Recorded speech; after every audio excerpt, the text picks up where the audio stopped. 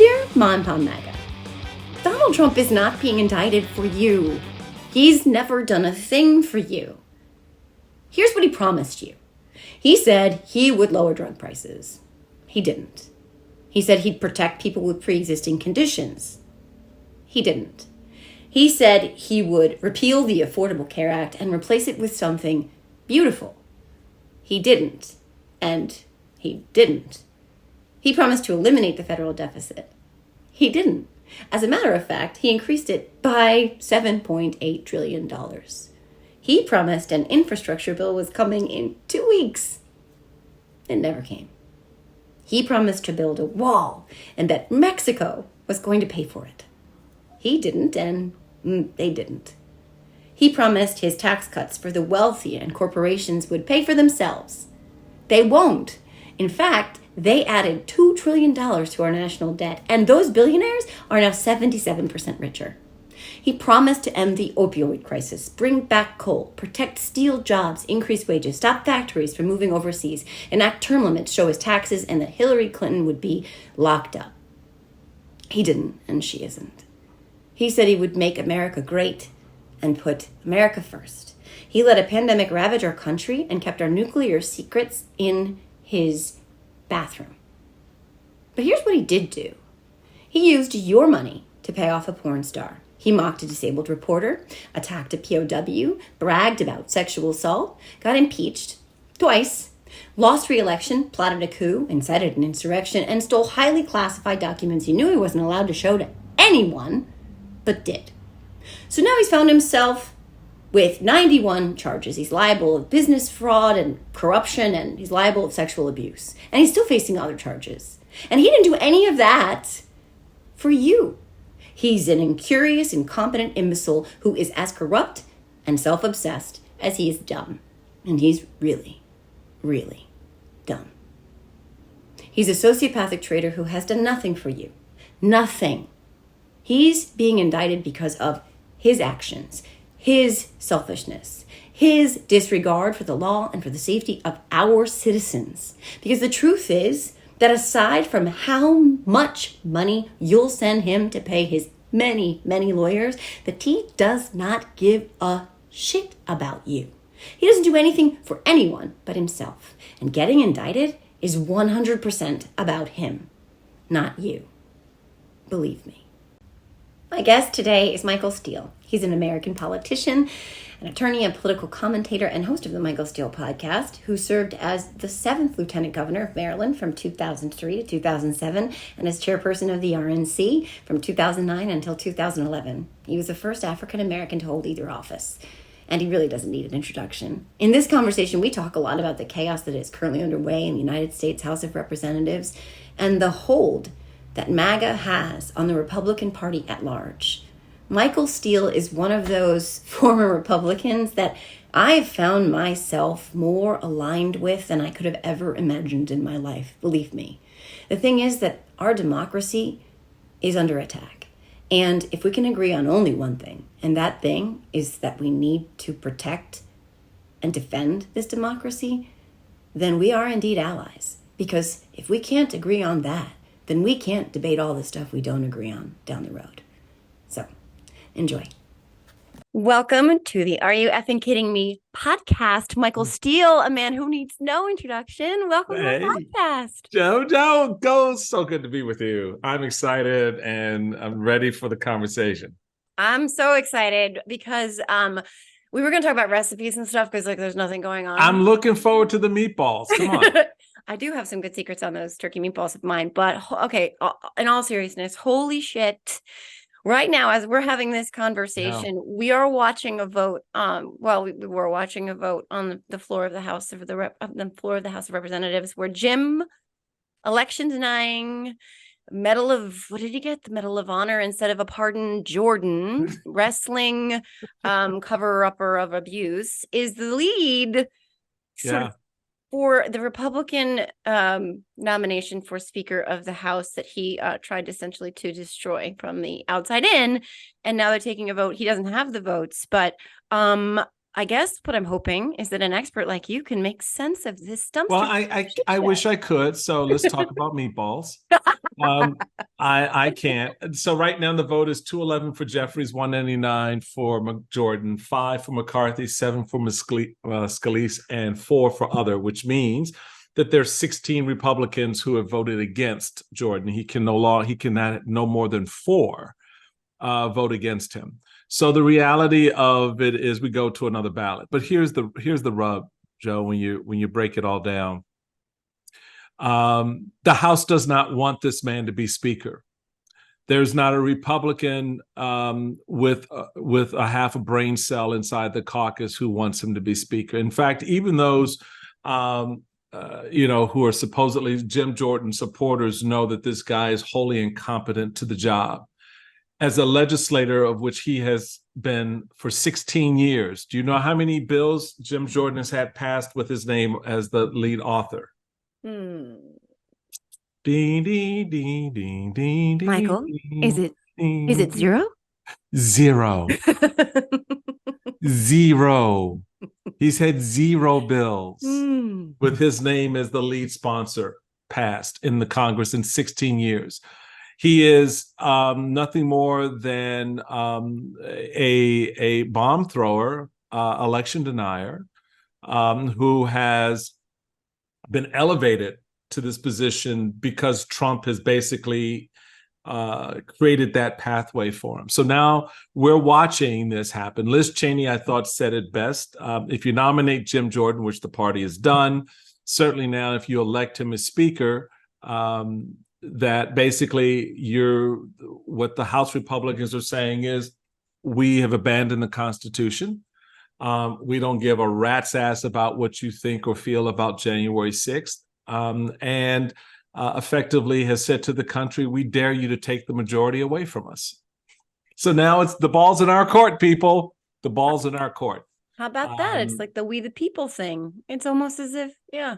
Well, and what's so interesting about what you just said is that Elise Stefanik stood up on the House floor, and that's how she began the session by claiming that Jim Jordan is the right man because he stands for we the people. No, he doesn't. He never has, and he never will. And it presents a real challenge for us.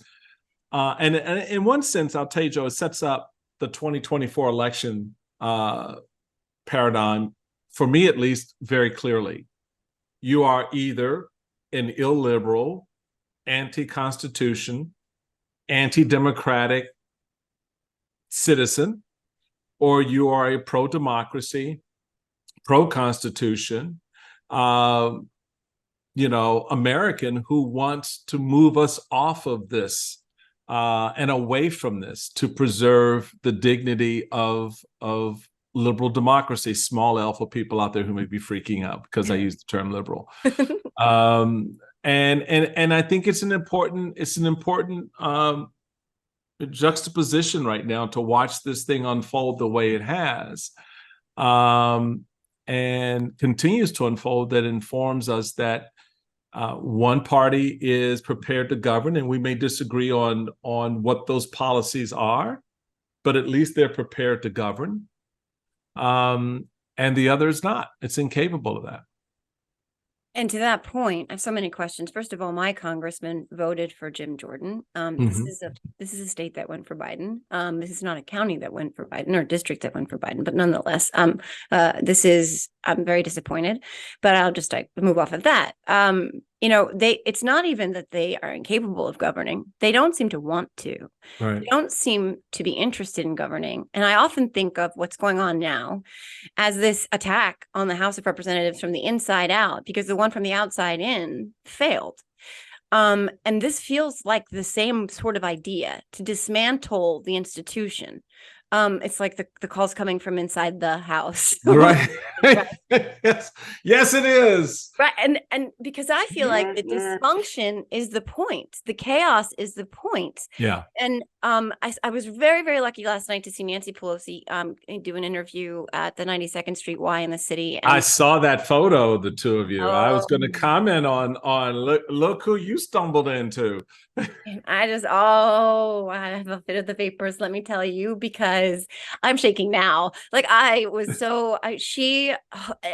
okay, so many words. It's just amazing and so inspiring. And it was so restorative to hear this like completely competent, brilliant woman discussing like real issues, real things, government, democracy, and she's watching this show unfold. And the reason that she's there is thanks to Donald Trump in 2016. But I digress, because what she said last night was she doesn't her fundamental question is, why are those Republicans who are just sort of going along with, and we haven't yet seen all of them do this, but there are my Congressman Keene among them. Why are they in Congress if they don't want to do the job? And it's disappointing because I know Thom Keene very well. Thom and I were on the ballot together in 2006, both running for the United States Senate. He from Jersey, me from Maryland, and I know his daddy, I know his family. He is not that kind of Republican. He's not. And he's not a Jim Jordan Republican by any stretch of the imagination. And it speaks to how much one has to compromise of one's values and beliefs in order to hold a position. I'm sorry, my mama raised me. God bless her. She passed away about a month ago. I'm sorry. Thank you. But the one thing she taught me was how to be myself and be true to me at all times. And maybe it's why God has sort of designed this time in my life to be outside of politics, because I'd be blowing shit up. I just, child, they wouldn't know. They didn't know what to do with me as chairman. Right now, if I were a member of the United States Senate or a member of the House or a chairman of the party, I would be fighting tooth and nail against all of this, and it would be worth sacrificing the job for the principle. And so I'm hoping that, that the Thom Keenes and the Bacons and the others in the House who are moderate Republicans, and I'll even take that back, who are not MAGA Republicans, who are not beholden to this corrupt, vile ideology. Fine, I love the word that you used a little bit earlier in reference to Nancy, this restorative. Find restoration in each other and come together and say, you know what, if the 7, 8, 9, 10, 12 of us stand together, we can do something important. And that is to say no to this and say yes to a Tom Cole. Go to the Democrats and say, if you get behind Tom Cole, you've got our 12 votes, and boom, we can do that, right? It's because I don't expect people to necessarily, and it's a lot to ask in a very partisan vote like this, and it shouldn't be, but it is, because the speaker's position is honestly a nonpartisan position.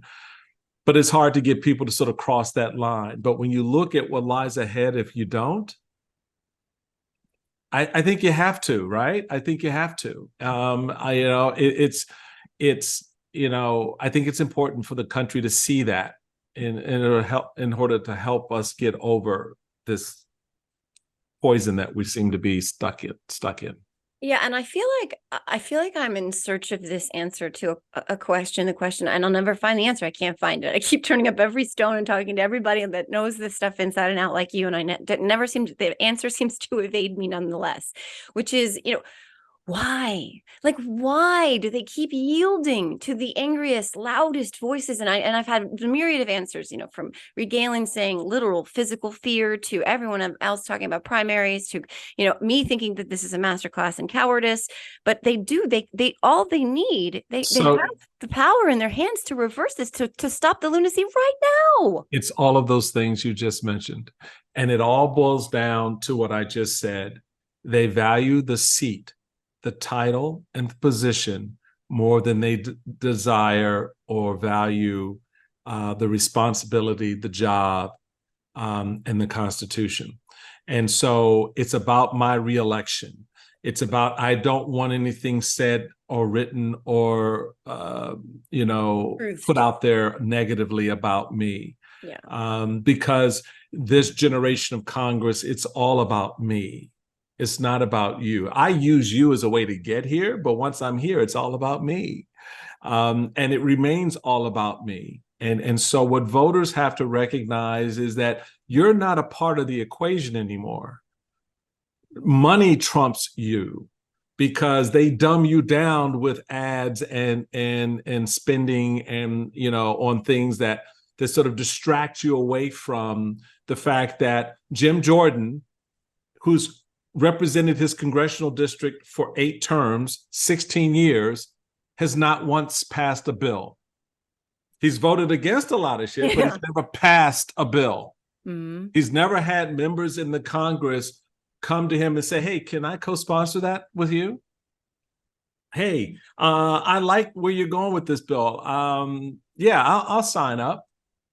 Right. That's never happened. How you have a 16-year career in the House of Representatives and not have one piece. It wasn't there a damn post office you could get named in your district? What the shit are you doing? Why are you there? Confederate general who needed a post office named after? Right. Come on. Find a Confederate general that you really like and just put his name on the building, for God's sake. Okay, if you can't find a Confederate general, then how about the Grand Poobah, the KKK in your backyard? What? Who? Come on. Well, he doesn't. So that's the kind of leadership that the party has right now. And the country keeps voting for it. I'm sorry, I'm not taking us off the hook here. No. We keep voting. And I had somebody push back on me recently when I said that.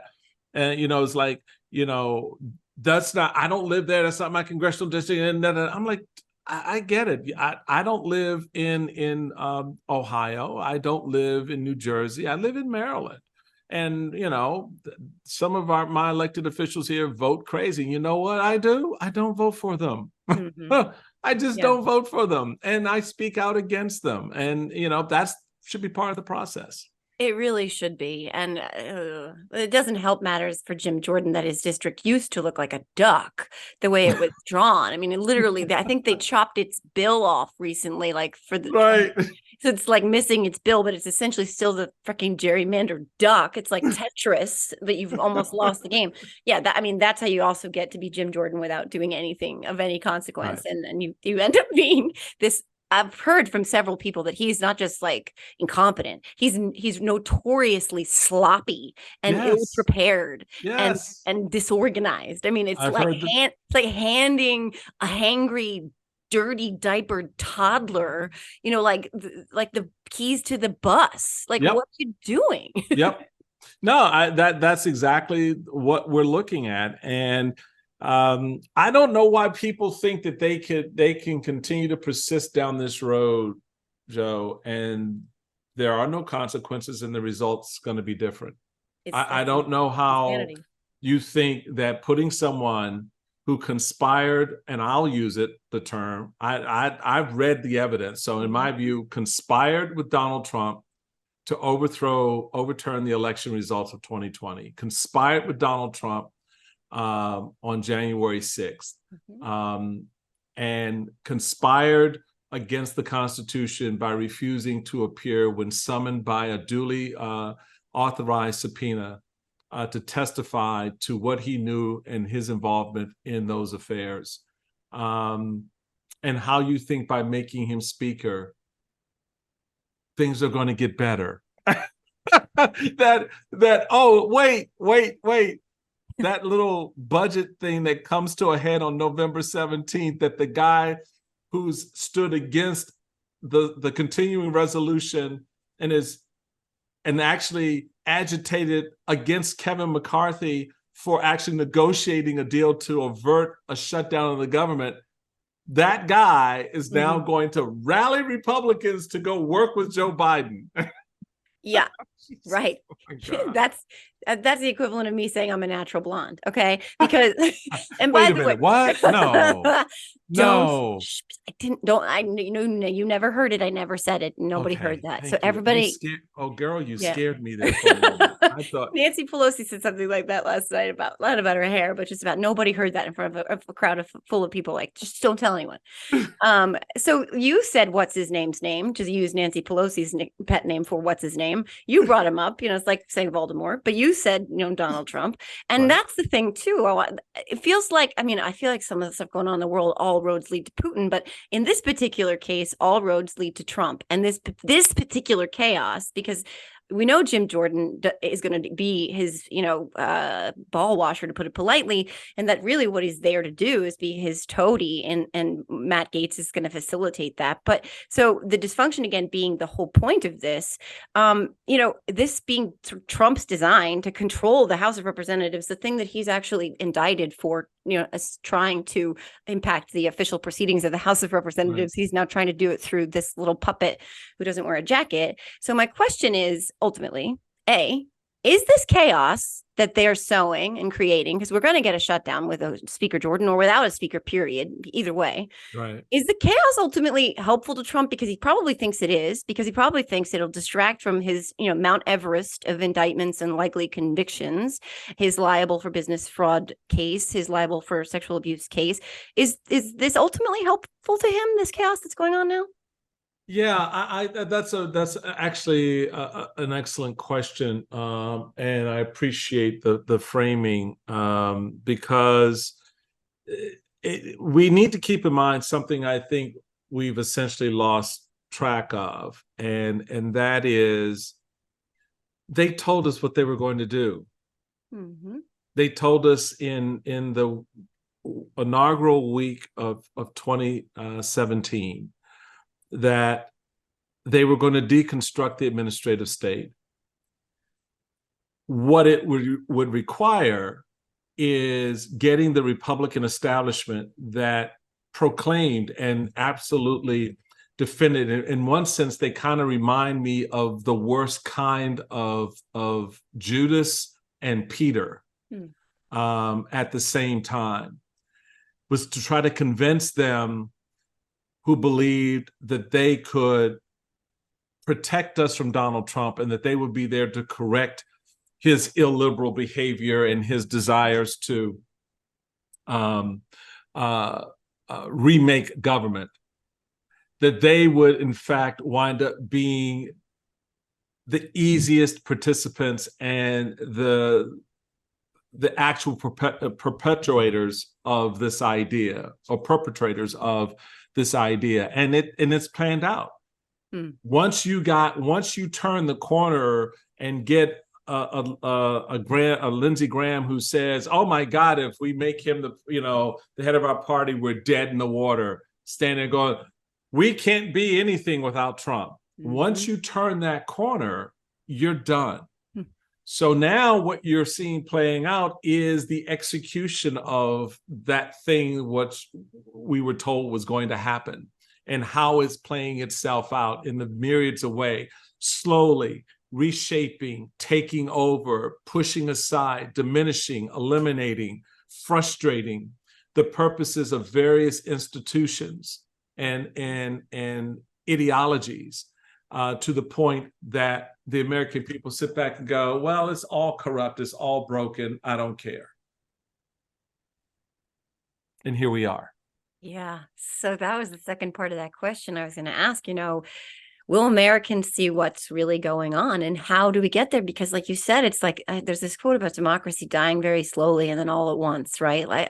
That's me paraphrasing, and I think it's from How Democracies Die, literally, which is a book I read in 2016, and it's more relevant now than ever. But yeah, so this idea that they keep sort of dismantling institutions, the importance of institutions, the reverence for institutions, by also like stoking the normalization of violence and all of these far extreme right positions that are becoming increasingly normalized. We see it with a 6-year-old stabbed 26 times in the chest in Chicago, etc. How is the country not outraged by that? I don't understand it either. How is the country not outraged? A 6-year-old. I can't. 26 times? I can't. I will get very upset because and you kill him because he's a Muslim? Yep. And you attack his mom because what? You're pissed off at the Palestinians? I don't, and no one seems to care. Nope. It says so how much we are devoid of our own humanity now. I look at you and I don't see a human being. By design. By design. And so much of what you were talking about before about how they thought that they could, check his liberal impulses, etc. It seems reminds me so much of what I remember learning about Hitler, where they said, "Oh, the Germans really believed that they could keep Hitler in line. That they, the leadership thought because he was an outsider." Exactly. And what happened? What happened? Right? So what happened? So that they do echo each other. Obviously, it's not the same, but it is this dehumanization thing where the 6-year-old can get stabbed 26 times. His mom gets stabbed 12 times, and it doesn't even make a ding, not even a ding on the news. I mean, I don't understand. I do understand. You understand how this is happening, and I always think of it as part and parcel. I also think of it as an octopus, and these are many tentacles. It has way more than 8, but these are all tentacles of the same creature, and it's so this dismantlement of our institutions, the degradation of process, of democracy, coupled with all those other things, especially that dehumanization thing. We've seen this playbook before. We have, and it is amazing how history teaches us. There's a reason why history repeats. Right. It repeats because we're not learning the lessons, and we need to pay attention. We've seen this movie, and we have a good sense of how it plays out. The ending may not necessarily be the way the last one ended. And that's the thing to always keep in mind about why history tries to remind us of the mistakes that we've made before, because it is saying to us in this moment, yeah, the Allies won the last time, may not win this time, because you're dealing in a different environment now. The Allies are fractured. The hard right, that underbelly element is in a much stronger position. It is much more unified and unifying than it was before. So being on your guard requires a great deal more, right? And you've got to be able to stand up and to stand into that moment, which is why, I was looking at a tweet, that was at the end of this vote. He didn't get it on the first round. 20 Republicans voted against him. 20 Republicans ultimately voted against him. And right now, people are saying that those 18 Republicans in those congressional districts won by Joe Biden, 5 of whom are out of New York, right? You have a chance to do something and to get it right. And that's a microcosm of the bigger test to your question that all of us have to face. Are we prepared to do this right? You know what? I can tell you, if I can look at your audience and I can tell them straight up, I like Joe. I think she likes me. We get along really well, right? But when we get past all this stupid and we start breaking down on policy, she and I are going to probably butt heads on a few things. But what's going to be important to that discussion? The fact that we have mutual respect, we have mutual regard for the other person's ideas and position. And I'm not claiming I'm absolutely right, and she's not claiming she's absolutely right. That we recognize that, yeah, we're both a little bit right and a little bit wrong. So where do we get to hash this out in a way in which we can come to a general consensus that what's good on healthcare, what's good on questions like abortion, what's good on questions like how kids are raised and how they're educated and how economies are created, that the general goal should be, let's get a little bit of from pot A, pot B, pot C to try to make something better for everybody. That's what leadership is supposed to do. And that's what leadership once did, even in the throes of difficult times. Mm-hmm. We were able to come to a consensus to balance the nation's budget, to preserve and defend our freedoms, etc. And now I think the American people and our leaders have largely given up on that exercise. There's so many layers to that too. I mean, there's the fact that it's because they flood the zone with shit. There's so much out there that when I sound like I've got my hair on fire about something, and they're like, "Oh, there's Joe being hyperbolic again. Like, no, our democracy is in danger." And it's like, no, dummies, it really freaking is. And I'm really is. Why right now? Like, it really is. And it's really scary. But but the thing is, we're not powerless. We're not powerless. Those members of the House of Representatives are not powerless to do something, to take the mantle right now, to take up the fight, to correct this, because what they're not doing in this like foxhole thing, what you and I can agree on, and I can agree on with Liz Cheney, and I don't agree on anything with Liz Cheney, is that all of this rests upon one fundamental thing, and that is, if we don't have a democracy, we can't have those debates about policy. They don't exist. That's right. And so, like, Liz Cheney and I can be on literally opposite sides of the planet on every issue, and I really do think it is every issue, but that one allows me to go fight Liz Cheney on her other issues down the road. But that's it. That's actually, I really put a pin in that point, folks, because that's an important thing you just said, that our agreement on that one issue, democracy, allows us to go fight down the road on everything else. And we don't mean fight I'm going to hit you upside the head with my cane, or I'm going to, shoot you with my revolver in Jersey. I don't harkening back to the assassination of Mr. Hamilton. Mm-hmm. But the reality of it is, it allows us to have an honest discussion, debate around these very gnarly issues and very big ideas, and work towards a general understanding for the common good. Mm-hmm. That's why our founding document starts with, "We the people, in order to form a more perfect union." And the idea behind that phrase is all of us working to achieve this idea. It's not perfect, and we've got to try to make it more perfect every day. But the only way we can do that, to wrap it back to your point, Joe, is we may disagree on everything else, but we have to agree on what this thing is that allow us to do everything else. Mm-hmm. And that's democracy.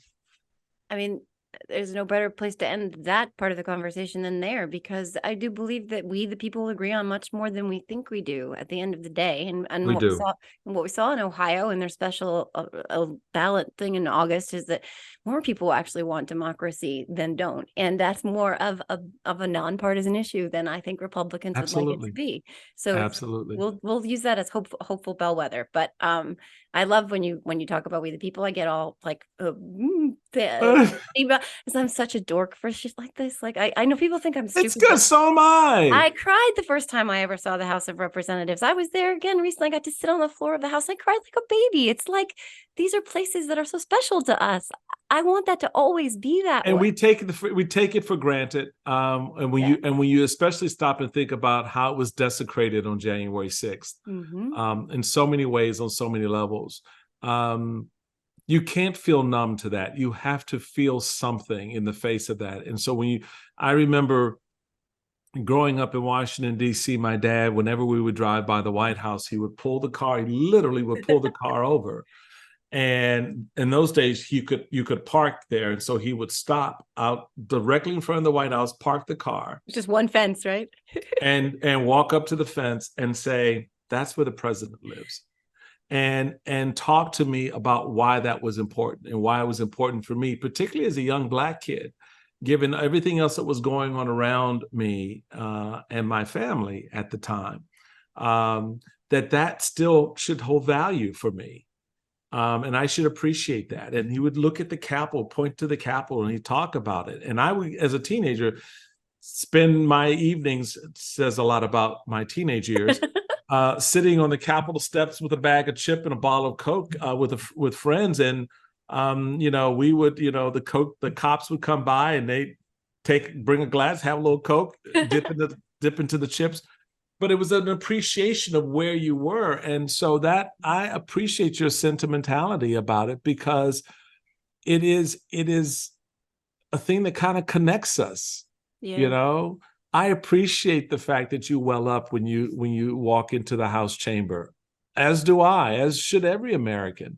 And that sentiment is, I think, a part of our problem right now. It's dissipating more and more, and people just look at it as a structure that they can go down the hall and smear feces on the wall, or put their feet up on the desk and break the windows. Mm-hmm. Yeah, it does. And I was there after all of that, and Harry Dunn, who's an amazing person you probably know. Oh, I know Harry. Yes, my buddy. He gave us a little bit of a behind the scenes tour, and he showed us some of the places where they broke the windows, and we met, a lot of officers, and it just blew my mind. My son is in 8th grade and he's going on a field trip this year. Oh, good. 8th grade field trip, and Harry's going to hopefully meet up with him. But I want my son to feel what I felt in 8th grade when I first looked up at that rotunda and just was overwhelmed with this sense of awe-inspiring, like, wow, this is, this really special place. And it's a very special country, and it's not perfect, and we have a lot of work to do, but like we are a very special and unique place. But the other thing, just the final point on that, with everything you just said, it really kind of, when you were saying, I was sitting there, and it's that way because that's not necessarily how we see it, it's how the rest of the world sees it. Mm-hmm. I mean, people get on planes to come here from around the world to see these institutions, to see the Capitol, to visit the White House, to go to the Smithsonian, to even visit the FBI building. I mean, there's something unique about our story and the way we've told our story. And there is something even more unique about the way we're telling it now. And I think we should be concerned about that.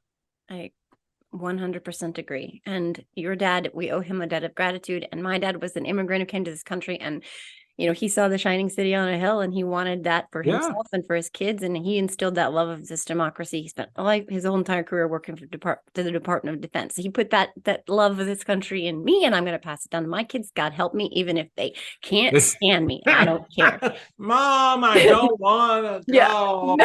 Well, I know you have to go, and I've got a really quick rapid fire. Oh, no, go ahead. But I promised my son, if I ever met Nancy Pelosi, that I would tell her this one story, and I'm going to tell it because it's funny, I think, anyway, but I'm a weirdo. But so my son started history last year, 7th grade. He was, the teacher asked him the first question. He's like, I just want to see what you guys know. He's like, who here thinks they know the name of the Speaker of the House?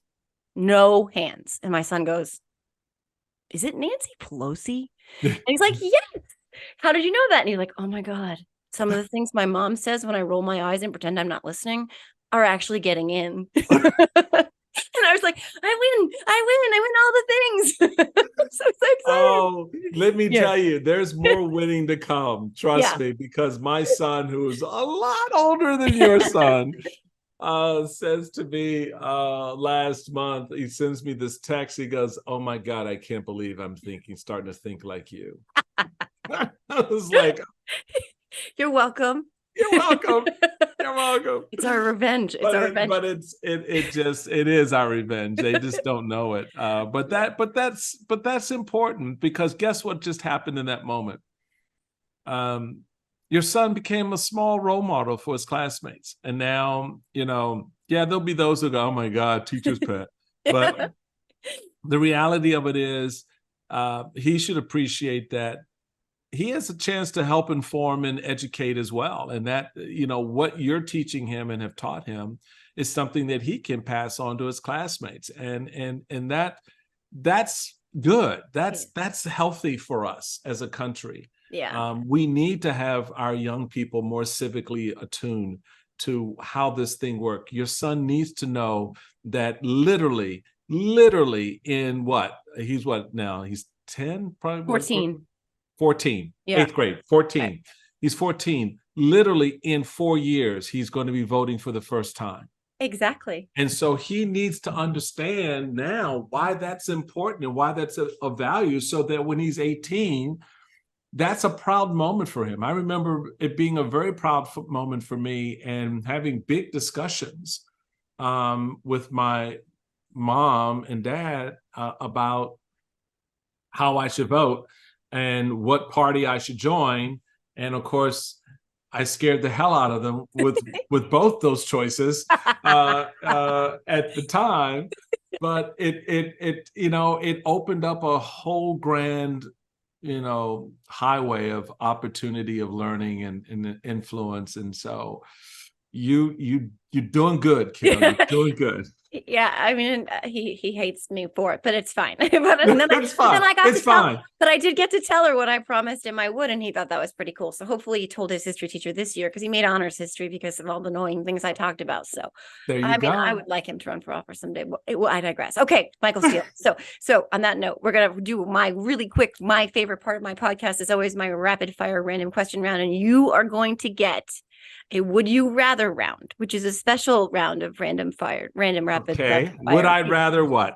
So it'll be a choice you'll have to make. You can do this as fast or as in detail as you care to do. So you just choose. I offer you 2 options and you choose between them. You don't have a lot of time to think about it. You could rationalize it however you like. I kept yours clean because I don't know why, but I did. So I can do dirty. I know, but I don't know why. I don't know. I guess maybe because my dad was a fan of yours. I was thinking my dad was looking down on me with So okay, question 1: would you rather have a time machine or a teleporter? A time machine or a teleporter? Mm-hmm. And if you could go back in time, where would you go? I'd rather have a time machine. Yeah. And I go back to I'd want to meet Abraham Lincoln. And while I would want to try to avert his assassination, I think I probably would talk to him about his vice presidential choice. Interesting. Andrew Johnson was not a good choice. Think about the butterfly effect on that one. Yeah. Much more profound effect than had Lincoln lived, I think. Really? In some respects, yeah. So we can do a podcast on my thinking there. Okay. But, okay. I'd go back. Yeah. So a time machine. While I'm very interested in the future and would love to go take a peek, I think I'd rather go back first for that moment. And go, you know what? I know what you're thinking, but don't do it. Don't do it. No. Do it. And by the way, yeah, if you just get a migraine on April 4th, it's okay. That play is terrible. Play is absolutely terrible. You will not like the ending. Yeah. And whatever you do not sit in the balcony. But okay. Right. Yeah. Oh Lord. Yeah. That was a fun. If you go to DC, by the way, and you've never been, I did that. Not fun. I don't even describe that as fun. I did get to go to Ford's Theater, which was it's a wonderful. It actually is a wonderful, inspiring visit. Yeah. If you get a chance to go. Agreed. How was the play, Mrs. Lincoln? Question 2: would you rather live forever with an eyelash in your eye or spinach in your teeth? Spinach in my teeth. Really? Yeah, because I can always close my mouth. You can. I can't. Have you met me? The eye thing, I'd be walking around like this all the time, and people are like, why is he constantly winking at people? See, that's hysterical. Well, I ask my kids if I have something in my teeth after I eat everything. So I feel like if I had constant spinach in my teeth, I would be like this. But the world would be much happier if I was quiet. Of self-cleaning. So, even without my toothbrush, I'd get that piece of spinach off. The eyelash thing, that sucker can get all up in the back and around the corner and the side. And it's just, no. And then you're walking around looking like you're Tourette's or something. It's just not a good day. It's not a good look. Imagine your hits on cable news. Like, Yeah, what's right. wrong with Why Michael? is he winking at everybody? But- And the host is sitting there thinking, then I got HR involved, and it's a And real then they bring problem. me on and I got spinach in my teeth and they're like, what is going on with her? Okay, last question. Oh, this is torture. Would you rather have, you must know this song. Would you rather have the song Baby Shark stuck in your head forever or the Cars for Kids song? Do you know those songs? Well, the Cars for Kids song is already stuck in my head, so it would be that. Do you know Baby Shark? 1-800 Cars for Kids. Yeah. And the kids aren't playing the instruments, and they're so cute and adorable, and you want to hug them, but then you're like, okay, I need you to shut the hell up. All right, I'm tired of the song. It's the worst earworm in the history of time, but Baby Shark is giving it a run for its money. Baby Shark is giving it a run for its money, but since that one's already stuck, maybe I go with Baby Shark to get the other one out. And then if you can't get Baby Shark out of your head, then you got to go Jeremiah Was a Bullfrog. So that's my go. Now, full disclosure, Jeremiah Was a Bullfrog was my talent song in 8th grade. Yeah, because it came out that year. So really? Yeah. You know I was. Jeremiah was a bullfrog. Boom, boom. He was a good friend of mine. Never understood a single word he said, but I helped him to drink his wine. And he always has a mighty fine wine. Joy to the world. Of course, the nuns looked at me a little bit funny when I started singing about drinking wine, but I think they kind of got the connection to communion, so it was okay. Okay, that works. They were like, we've been hitting the wine. Just kidding. Right. Well, I've never sung on my podcast before, Michael Steele, so that was fun. Yes. And I'm sorry to everybody because I'm not a singer, but so on that note, and now that everyone has all those songs in their heads, so that does it for this episode of the Are You Effing Kidding Me podcast. Michael Steele has a wonderful podcast called the Michael Steele Podcast. Yeah, we spent a lot of money into developing that, so I really appreciate if you come at least check it out once. I've had my buddy JoJo on, so JoJo from Jerz, she's been there in the room. It was amazing. We had a lot of fun, and so please check it out. And for me, this is just a real treat to come and hang out with you. So, I can't even tell you. I feel so at ease and comfortable with, I used to think I was going to be so nervous and scared, and I get nervous too. But like, you're pretty amazing to me, and I feel very honored to be able to have these conversations with you. But I think like that we are aligned in this crazy world really does speak to what we understand is at stake, and I have some kind of construction or tree something going on around me, which is probably my grandmother saying, shut up and get this poor man back to his life. So it has been an incredible conversation, not at all surprising. Stay safe out there, everybody. I will. And stay safe, Michael. Absolutely. And have an amazing week. I'll see you guys next Saturday. Thanks, Michael. Thank you. Look, I think we can all agree, if we can't agree on much else, that these are pretty crazy times, and navigating all of that every day can be pretty stressful. In my case, add 2 middle schoolers, and there are just some days where I'm dragging myself across the finish line. And then there are the nights when a glass of wine or 2 fits the de-stress bill. But let's be honest, I'm a busy mom. I can't be waking up feeling like crap, whether that's that second glass of wine I had or eating my daughter's leftover chicken fingers because I didn't want them to go to waste. Either way, enter ZBiotics. Here's how you use it. Step 1, have a ZBiotics. For best results, make ZBiotics your first drink of the night. Step 2, drink responsibly. Pace yourself, hydrate, and get a good night's sleep. Step 3, enjoy tomorrow, wake up feeling refreshed and ready to take on the day. ZBiotics Pre-Alcohol Probiotic, your first drink of the night for a better tomorrow. Engineered by a team of PhD microbiologists, ZBiotics is a probiotic drink that breaks down the byproduct of alcohol, which is what's responsible for those rough mornings after drinking.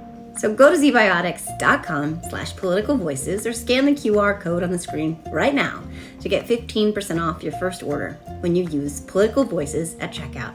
Again, go to zbiotics.com/politicalvoices or scan the QR code on the screen right now.